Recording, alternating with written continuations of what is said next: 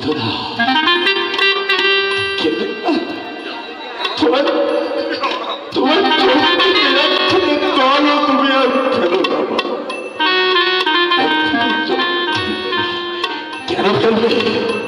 এই পাগলটা তুমি তুমি কেন তোমার চোখ থেকে জল ফেলবে বাবা?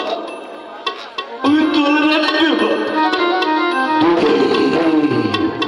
বহুত দূরে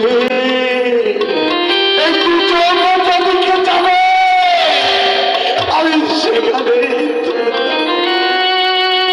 যদি কোনদিন কোন দুর্বল মুহূর্তে তোমার হওয়ার কথা তোমার মনে পড়ে বাবা, তুমি মনে করো একটা অ্যাক্সিডেন্টে তোমার হাওয়া মরে গেছে,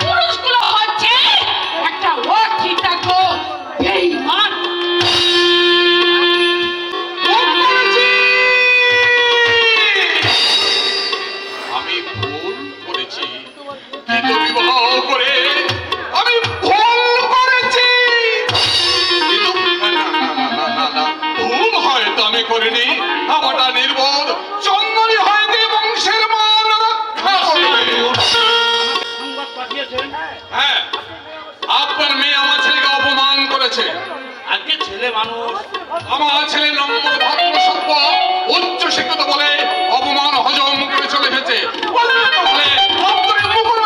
ধরে নেয় চূড়ান্ত অপমান করেছে। ছোট বাবু নাকি কুৎসিত ভাষায় থামুন, একদম হবে না। আমার ছেলেকে আমি আপনার থেকে ভালো করে চিনি, আমি চাই আপনার মুখর বেটা আমার বাড়িতে এসে চন্দনের পায়ে ধরে মর্যাদা চেয়ে